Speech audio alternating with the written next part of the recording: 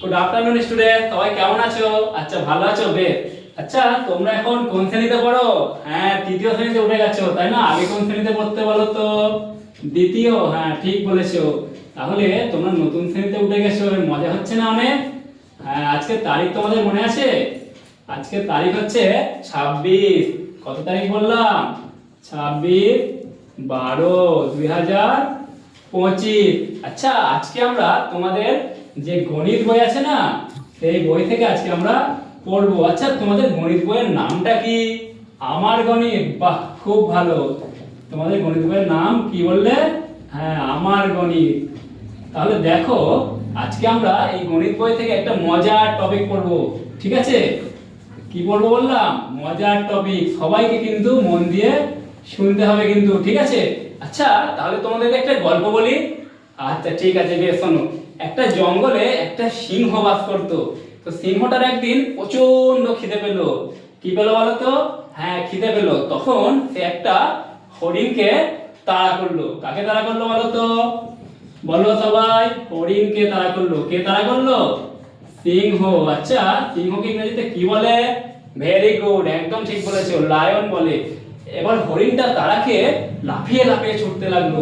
তো হরিণটা প্রতি লাফে ক ঘর করে যায় জানো? 2 ঘর করে যায়। আর এই সিংহ তো অনেক বেশি লাফ দিতে পারে। সিংহ প্রতি লাফে 3 ঘর করে যায়। কত ঘর করে যায় বললাম? হ্যাঁ, 3 ঘর করে যায়। তাহলে কে বেশি লাফাতে পারে? সিংহটা বেশি লাফাতে পারে, তাই না? তাহলে দেখো, সিংহটা তো হরিণটাকে একসময় ধরতে পারবে না, পারবে না? ও, ধরে ফেলবে বলছো? ঠিক আছে, দেখি সিংহটা হরিণটাকে কোথায় গিয়ে ধরে ফেলে। তাহলে দেখো, হরিণ ক ঘর করে লাফায়? 2 ঘর করে। তাহলে প্রথম লাফে কত নম্বর ঘরে যাবে? হ্যাঁ, একদম ঠিক, ভেরি গুড, 2 নম্বর ঘরে যাবে। তারপরের লাফে কত নম্বর ঘরে যাবে বলো তো? একদম ঠিক বলেছে অজয়, 4 নম্বর ঘরে যাবে, তাই না? শুক্রিয়া বলো। তারপরের লাফে হরিণটা কত নম্বর ঘরে যাবে? ভেরি ভেরি গুড, 6 নম্বর ঘরে যাবে, তাই তো? আর আরেকটা যদি লাফ দেয় 8, হ্যাঁ ঠিক বলেছো, 8 নম্বর ঘরে যাবে। তাহলে এবার আমরা দেখি সিংহটা কত ঘরে, কোন কোন ঘরে লাফায়। তাহলে বলো, সিংহ প্রথম লাফে কত নম্বর ঘরে যাবে? হ্যাঁ, 3 নম্বর, ভেরি গুড ভেরি গুড, কারণ সিংহ 3 ঘর করে লাফায়। আচ্ছা, তারপরে লাফে 6 নম্বর ঘরে। আচ্ছা, ঠিক আছে, তাহলে 6 নম্বর ঘরে গেল। আচ্ছা, আরেকটা যদি লাফ দেয় সিংহটা, তাহলে কত নম্বর ঘরে যাবে? 9। বাহ, একদম ঠিক বলেছো, তাহলে 9 নম্বর ঘরে গেল। আচ্ছা, তোমাদের তো গণিতক শিখিয়েছি, তাই না? তাহলে দেখো তো, হরিণটা কত গুণিতকে লাফাচ্ছে? এক্সিলেন্ট, খুব ভালো বলেছো। হরিণ 2 এর গুণিতকে লাফাচ্ছে। আর সিংহটা 3 এর। বাহ, খুব ভালো, সিংহ 3 এর গুণিতকে লাফাচ্ছে।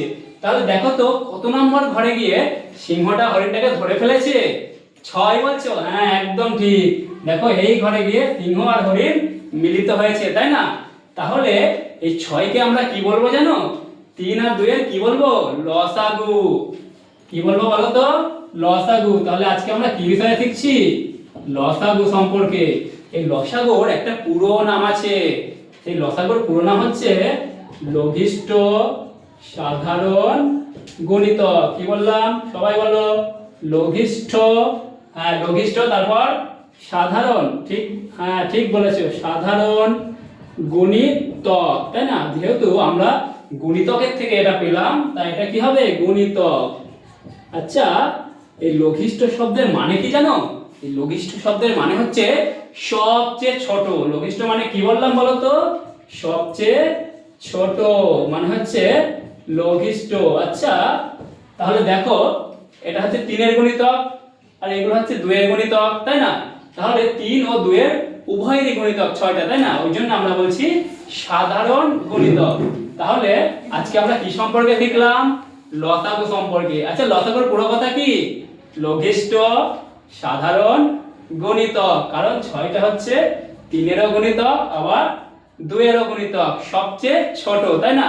আচ্ছা, তাহলে আজকে আমরা লসাগু সম্পর্কে শিখলাম। পরের দিন আমরা আরো বিস্তারিত মজার মজার গল্প দিয়ে শিখবো। ঠিক আছে? তোমরা সবাই স্কুলে আসবে।